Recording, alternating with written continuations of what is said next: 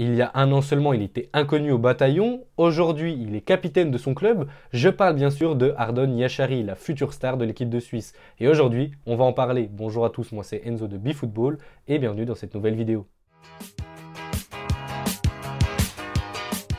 Pour commencer la vidéo, on va faire le portrait de Ardon Yashari. Il joue au FC Lucerne en première division suisse. Il a 20 ans, il fait 1m81 et il est gaucher.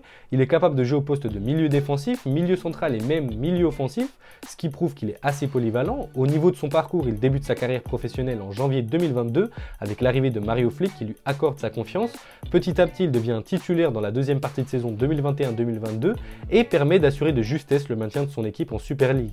À l'été 2022, de nombreux grands clubs s'intéressent déjà à lui, mais il préfère prolonger jusqu'en 2027 avec Lucerne. Cette saison, il devient un titulaire indiscutable et est même devenu le capitaine de son équipe à seulement 20 ans. Ses belles performances lui ont permis de gagner sa première sélection avec la Nati en septembre 2022, puis d'être sélectionné pour la Coupe du Monde au Qatar. Là-bas, il jouera un seul match contre le Portugal, alors c'est peut-être pas le meilleur match afin de débuter dans cette compétition, mais au moins on pourra dire qu'après seulement une année en professionnel, eh bien, il aura déjà fait ses débuts en Coupe du Monde. Mais alors, quel est son style de jeu? Comme je vous l'ai dit avant, c'est un milieu défensif assez polyvalent. Il est très élégant balle au pied, ce qui lui permet de briller. C'est également sa qualité technique. Il est capable de vite sortir d'un pressing, un peu à l'image d'un Verratti ou d'un Luka Modric. Il n'a pas peur du risque. Il préfère jouer risqué mais intelligemment plutôt qu'avec sûreté, mais pour faire une passe inutile. Et ça lui permet d'animer le jeu ou bien de casser les lignes. Et justement, il a une très bonne qualité de passe. Son jeu long est incroyable. Il peut faire des passes de la défense à l'attaque sans aucun problème. Et donc, même si c'est un joueur défensif, il participe aux phases offensives. J'ai presque envie de dire qu'au Lucerne FC, c'est presque lui le meneur de jeu de son équipe. Il a également une bonne qualité de dribble. S'il est capable de se sortir d'un pressing, c'est qu'il est capable justement de dribbler. Alors ça ne va pas être un joueur qui va faire des dribbles à la Neymar en faisant des sombreros, des petits ponts et des virgules. C'est plus un joueur justement à la Luka Modric ou à la Verratti qui va se faufiler entre les joueurs intelligemment et avec maturité. Mais on en parlera juste après. Il a également des qualités défensives puisque Ardon Yashari, c'est quand même un milieu défensif, un numéro 6. Et sa qualité première, c'est qu'il récupère énormément de ballons. Ce n'est pas le joueur qui va aller le plus au duel. Et d'ailleurs, avec ses 1m80, c'est pas le joueur qui va apporter de la sûreté dans les duels aériens au milieu de terrain. Non. Mais donc, c'est pas le joueur qui va le plus tacler, c'est plus un joueur qui va anticiper. Et c'est là qu'on voit que c'est un joueur déjà mature et intelligent pour son âge. Quand il voit que son équipe va perdre le ballon, il se place directement afin de couper les lignes de passe. Ou alors, quand on fait un ballon long et qu'il voit que ça lui passe au-dessus, il va directement se positionner afin d'anticiper le deuxième ballon et où le joueur qui aura reçu la passe pourra ensuite passer le ballon. Et c'est là qu'il est très très fort. Mais alors, comment Ardon Yashari est passé de la réserve à titulaire indiscutable et capitaine de son club en seulement une année? Ça, c'est grâce à son intelligence de jeu, mais surtout grâce à sa maturité exceptionnelle pour son âge. Vraiment, quand on le regarde jouer, on a l'impression de regarder un joueur de 25 ans, alors que lui, on en a seulement 20. C'est également un joueur qui a un vrai leadership, c'est ce qui lui a permis de devenir capitaine du Lucerne FC, et ça ne m'étonnerait pas qu'à l'avenir, il devienne le nouveau capitaine de la Nati. On sent que le joueur sait ce qu'il veut et sait où il va, ce n'est pas juste de l'ego et un joueur qui est connaissant de son talent et qui juste pense qu'il est le meilleur du monde. Non, lui, on sent vraiment qu'il a un objectif dans la tête et qu'il va tout faire pour y arriver, un peu à l'image d'un Cristiano Ronaldo ou d'un Mbappé, Haaland. Voilà, cette nouvelle génération qui a été baignée par ce modèle Ronaldo.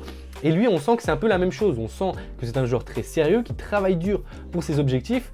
Et c'est pour ça que ça me fait dire que ce n'est pas un joueur qui va, dans quelques années, être un de ces grands talents gâchés suisses. On en connaît des centaines et des centaines. Bon, j'abuse un petit peu, mais on en connaît des dizaines, des joueurs suisses, même des joueurs de n'importe quel pays, qui étaient des joueurs exceptionnels et qui, au final, ont terminé en tant que talent gâché. Je ne pense pas que ça va être ça pour Ardon Yashari. Et en plus de ça, si on regarde du côté de la sélection, Granit Xhaka l'a vraiment pris sous son aile.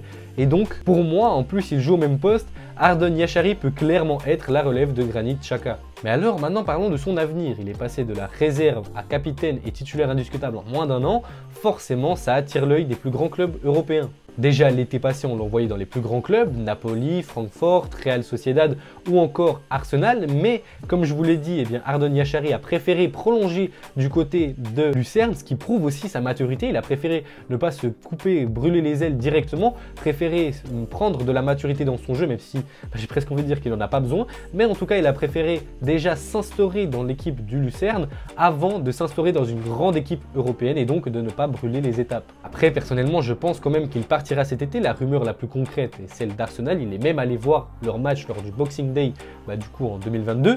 Et personnellement, s'il signe à Arsenal, ça sera concrètement la relève de Granit Xhaka du côté de la Nati, du côté d'Arsenal.